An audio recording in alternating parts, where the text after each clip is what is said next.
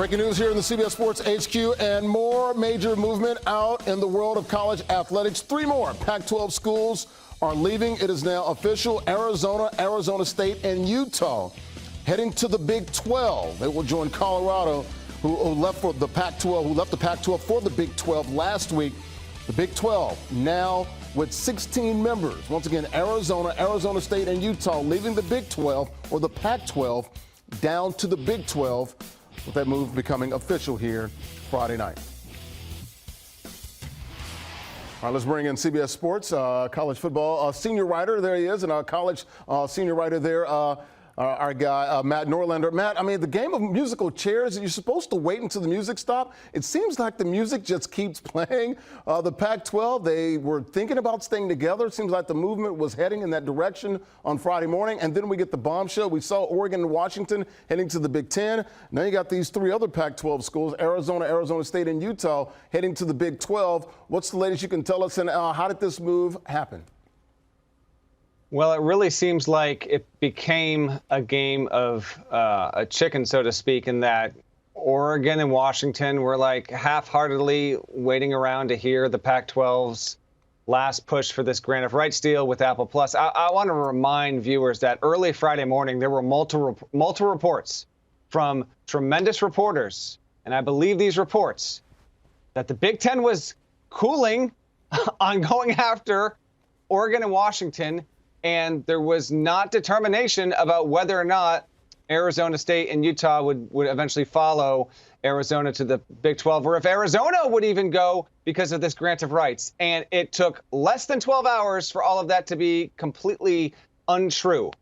Big Ten made a push. Oregon wasn't happy with the grant of rights deal that the Pac-12 had on the table. So now those 2 Pacific Northwest schools are off to the Big Ten and 18-team league. And then Arizona, because of that, Arizona, which was already looking to go to the Big 12, got Arizona State on board. As we reported in the past 48 hours, those schools were always going to be joined at the hip. And Utah was the last one to hop into the proverbial pool late on Friday night. And so now the Big 12, active as of 2024, will be a 16-team league. It will equal the SEC in the amount of teams. Again, that is for now. There will still be more collateral damage down the way.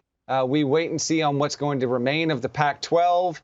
But this is one of the biggest days of consequence in the history of college athletics. And I say that knowing full well there have been other very big consequential days previously with other programs leaving for other schools, et cetera, et cetera. But yeah, it's been a big time, major day for college athletics, and never going to be the same. We're losing a power conference. We are losing the Pac-12, even if it can continue somehow to exist, to keep that name, to keep that logo. I'm sorry. Cal, Oregon State, Stanford, Washington State, as a collective, and no matter what schools, if they could even somehow maybe even manage to bring in another 4 schools to minimally get to 8, if that can even happen, that's not a power conference designation. And it's a sad day. It's a sad day that it has come to this, and that school presidents and commissioners are chasing as much money as possible to bloat their conferences. I can't help but wonder if we look up in 10 to 15 years and don't, more people than not, look back and say, maybe this wasn't exactly the best thing for most parties in all of college athletics. Yeah, we're going to look back on August the 4th, 2023, as a monumental day in the world of college athletics. You look at the Pac-12, they've lost half of their schools basically in a week, and 5 of them here on Friday. We talked about these remaining Pac-12 schools. It's now down to the Pac-4 here, Matt, with Cal, Stanford, Oregon State, and Washington State. Stanford released a statement on Friday. They said they remain optimistic about Stanford's athletic future and remain committed in their pursuit of excellence in college athletics. What's next here for the Pac-12? It's been around 108 years here, Matt.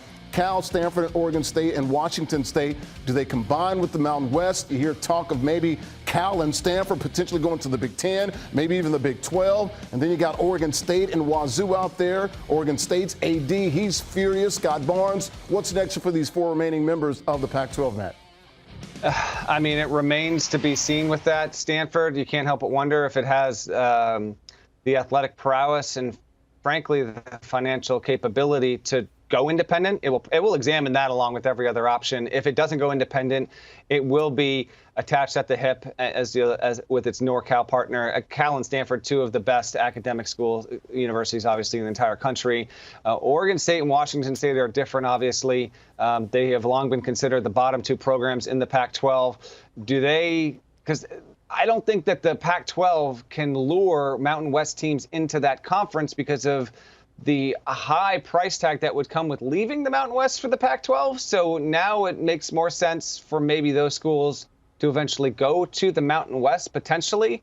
There's a chance where the Mountain West comes out looking a little bit rosier because of this, but we'll have to see on that. I mean, it has been a disastrous scene for the Pac-12. And again, there have been years prior. I mean, think about when Texas and Oklahoma left the Big 12. You know, some were preparing to write the obituary for that conference, and Brett Yormark has come in and rallied, and clearly, even though the Big 10 and the SEC are seen as the two best conferences, the Big 12 has managed to close a gap to where that they are sitting at the table with those two other leagues. The Pac-12's fate of those four remaining schools we'll probably learn more about in the coming week or two.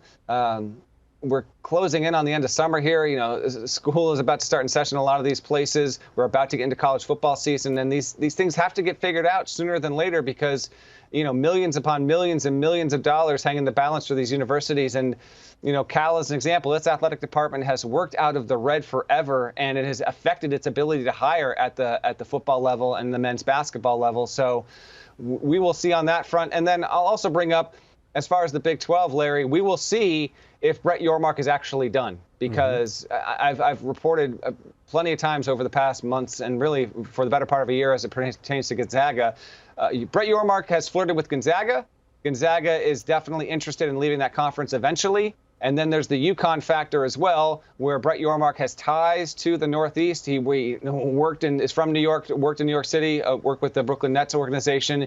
And does he want to make the Big 12 as national as the Big 10 is right now by adding two basketball programs and further bolstering what has been, for all this talk about football, and it's the driver, don't get me wrong, the Big 12, statistically, undeniably, for 6 of the past 7 years has been the best basketball league in the country. And now you bring in Arizona, it makes it even tougher. It also makes it bigger. More teams, the more likely you're going to have a few teams at the bottom that kind of weigh it down. But major day of consequence and change, and more collateral damage will be to come in the weeks and months ahead. Yep, the realignment and the expansion, it goes live next summer of 2024 with all these teams. And right now, 50 teams, right?